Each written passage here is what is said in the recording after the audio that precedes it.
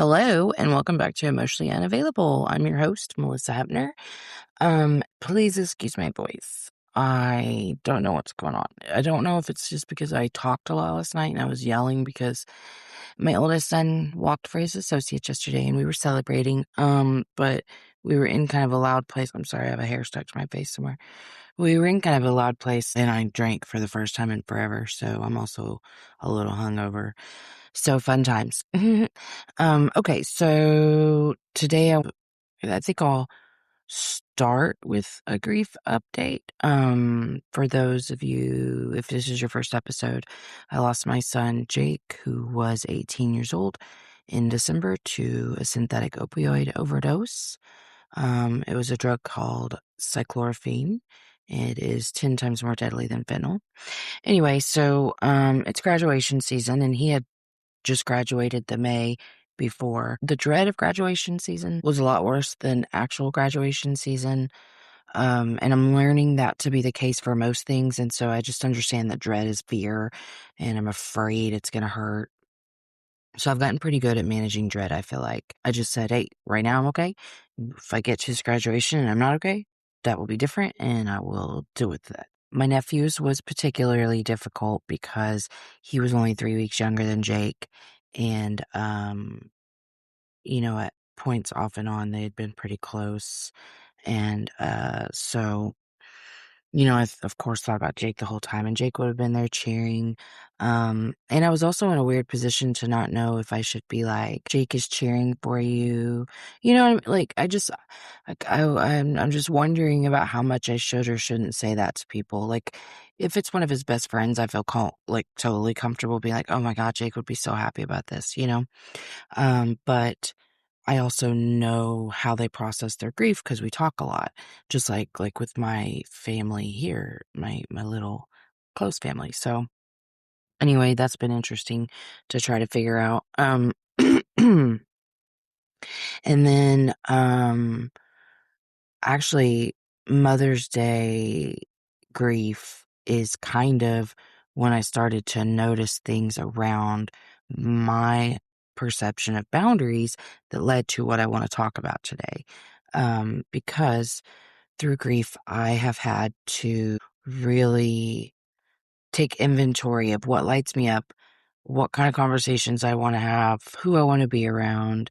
I really do have to have pretty firm boundaries. Again, my energy levels, they're just not like 100%. And honestly, going to all these graduations is exhausting, and I'm having to be very intentional about making sure I'm resting afterwards and just like taking care of myself because it's a lot. And so, yeah, I've been doing that. It does make grief a little harder because when I'm really tired, I'm more emotional and less logical, which isn't a bad thing.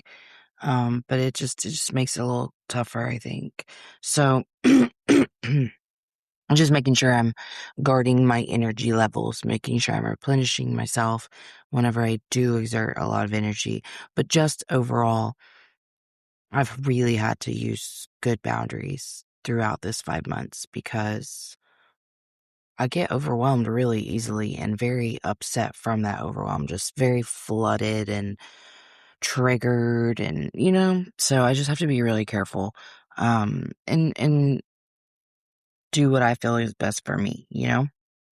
So, that's really it for grief, I think. It's been pretty normal. I don't know. I guess that's kind of it for grief this week.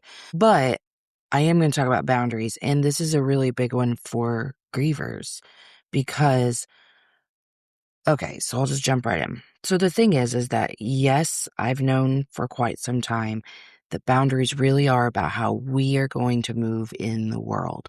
It's not about asking or telling other people how to show up in your world. I think it was easy for me to see that in some ways, and then in other ways it's been tricky, kind of like perfectionism is tricky.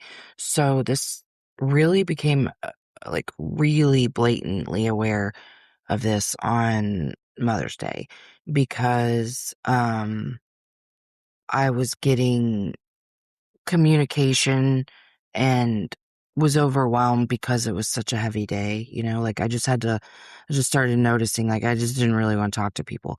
But the story that would like be there right away is like, oh, how dare they message me on my first Mother's Day without Jake about this, which isn't fair. And I'm not saying that it is. Like, that's what made me examine the whole thing, because I mean, that's kind of what my MO has always been, is just like react in anger, feel betrayed, feel neglected in these really kind of innocuous moments.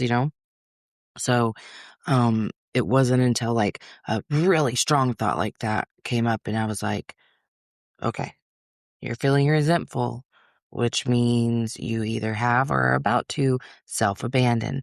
What do you need? Not what do you want them to do? What do you need?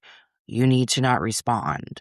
Like, it doesn't really fucking matter if they message you or don't message you. What you do is what matters. Why do you feel this pressure to respond when you don't want to? Oh, well, I don't want them to feel like I don't care or that I'm ungrateful for even an expression of love. And the thing about Mother's Day was it was like what seems to be typical to this whole grieving thing is there was no like right thing anyone could say. Everything was just agitating my spirit. And that to me is just something I've learned that's just what grief looks like for me on some days, is that my spirit gonna be agitated really easily. So that's all it was. And I just decided, okay, well, I don't have to respond. Like, it, I don't need to overanalyze what they said, overanalyze me not responding. I can just choose to go, and I'm not responding.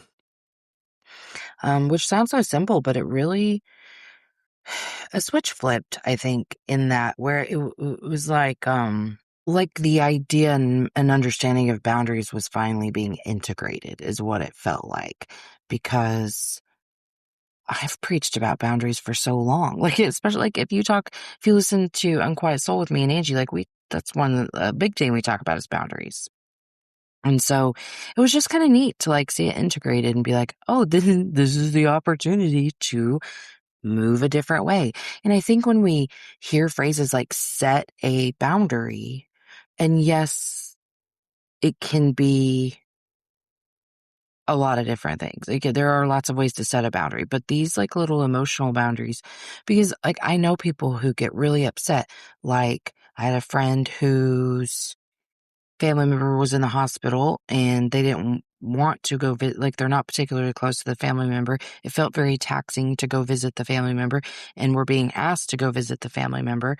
And all this anger was directed at them for asking to come visit in the hospital.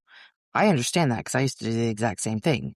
Whenever it could just be, well, what's happening is I don't want to hold the boundary. I don't want to say no because that doesn't feel safe. And when I don't feel safe, agitation, my nervous system's dysregulated, because if I say no, this could happen, this could happen, this could happen, this could happen. Maybe it could, but I'm just learning to not even like go there and just think, I mean, it could, but I don't want to go, so I'm not going. And then I know someone who has really tried to have a conversation with her elder Gen X family, Gen X and Boomer family, about the types of conversations that she wants to engage in. And like, don't text me talking about small talk, the weather, like, how are you? Like, have a good day, things like that. Like, she just doesn't prefer to receive communication like that because there's a lot of nuance in there. There's a lot that, like, I'm not saying, obviously, but she gets so mad every time they text. And I'm like, and I hear you, but your job is just to not respond. Why are you giving this the energy of being pissed that they moved a certain way when it's just your responsibility to move however you want to move? So I think this is something that used to happen a lot to me. Like, I've said 1,000 times on here, I don't like unannounced visitors. I really don't like people coming over at all. Like, that's not, I'm better about it now, but like the scenarios I'm thinking of, I really didn't want them to come over because, hey guys, it's me. Emotionally Unavailable is produced 100% in-house by me with no team. So if the show has ever helped you and you want to give back, subscribe to the Patreon. There's several different levels with different benefits in each. Check the show notes and you can see what each tier subscription will get you. I also plan to there's also lots of fun things coming down the pipeline for the Patreon subscribers. So get in early. You can get a workbook, you can buy merch, you can do any of the things, and all of that supports the show to help it keep going. Really appreciate every single one of you. I love you so much, and I can't wait to see what we continue to do together. I'd have to hurry and clean my house because I felt like it had to look perfect if people were coming over, and I just didn't want to go through that, right? So if someone asked, I'm now instantly pissed that they asked. And then instead of just being like, no, because I get why we have trouble saying no to certain people. The people I was afraid to say no to certainly made me a villain in their story every time I did say no. And I didn't want all the fallout. I'm a lot more capable of dealing with the fallout. Like, I just won't be around for the fallout either because I don't care. I'm just going to say no, you know? But that was something that I really struggled with. And then even just pretty like innocent things like asking, to use my pool or something like that. it- People would ask me for things that I wanted to say no to, but felt too unsafe to say no to. So I'm triggered and I'm upset. And now I'm bitching about this person in this scenario to like maybe another friend. And they're not understanding why I'm so upset because they can't feel what it feels like to be so scared to say no about this particular thing. So now they're not on my side. So I'm feeling betrayed. I'm feeling neglected. I'm feeling abandoned. Like all these things, all because like it's so fucking hard to say no. And I would just martyr myself to just confirm all those beliefs, you know? So yeah, I'm really pretty excited to have to have gotten more awareness because we always talk about awareness is so key. It's the first thing. And I cannot believe how many times that I wasn't even noticing that that's what I was feeling is fear to hold a boundary and allowing so much energy to be expended intellectualizing and analyzing other people's behavior, also that I didn't have to say no to something. It was very bizarre, but I'm really glad that I saw it. And so what I'm going to do, I know other people struggle with this stuff too. So what I'm going to do is I'm going to drop an audio about this, and I would have already, but I don't know what to title it. Like, come here when I guess I'll say when you need help holding a boundary. Um, and maybe I'll make a whole series of boundary audios, but I want to just like be there and help you co-regulate through that and remind you, talk you through it. And in essence, it's the same things I've been having to say to myself for the last week. I'm grateful when I learn something like this. So I'm excited because, and let me just say this. Maybe if you're somebody who's still really struggling with boundaries or saying no in general, I guess it probably sounds a little assy of me to be like, I'm just not worrying about it anymore. I get it. I have done a lot of work to quiet a lot of internal noise that makes it much easier for me to just lay a phone down and go, and I don't have to respond. Or I can say no to you coming to my house, or I can say no to giving you a ride. And it's not because I don't still deal with that internal icky stuff when I do, but I kind of know what to do with that. So I think that's what I'll include in the audio is just kind of helping you through that because, yeah, I mean, I'm having to talk myself through that stuff all the time. And I think it's normal. And so I want to be there to help you through that too. If you don't know what I'm talking about, and if I didn't mention it, this is a tier on my Patreon. It's a level of support. I am building out an audio library right now. I've asked my audience that's joined so far to please be patient. I don't want to put shit in there just for the sake of having shit in there. I want it to be organic. I want it to be authentic. And as I'm having to soothe myself through an issue, I'm adding stuff on there. I have a couple of things that I want to put in there in the next week. Yeah. So if you haven't subscribe to the Patreon. You should. Again, it's a growing library of resources that I'm putting a lot of intention and thought behind, and not just doing it for the sake of doing it. Yeah, so I guess that's kind of it for me. I don't know. I think that's it. I love you guys. I appreciate you being here and interact, come comment on the Spotify or the Apple and tell me what you think about boundaries, or on the YouTube. Interact. For one, it really does help push my stuff out to more people. It also, helps. The more interaction you get, the better your ranking becomes. And, I'm pushing for that top 3%. I'm in the top 5% right now. So I'm pushing for that top 3.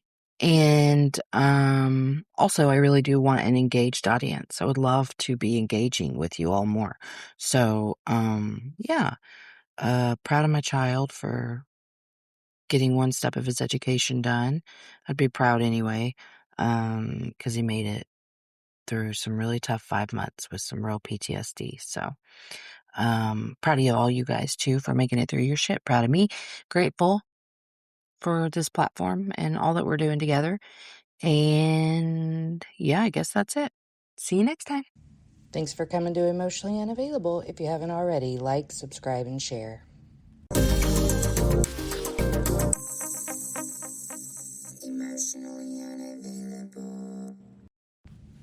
All right, that's it from me. So make sure that you check out the show notes for links. And until next time, let's all just keep swimming. INDEPE and cut.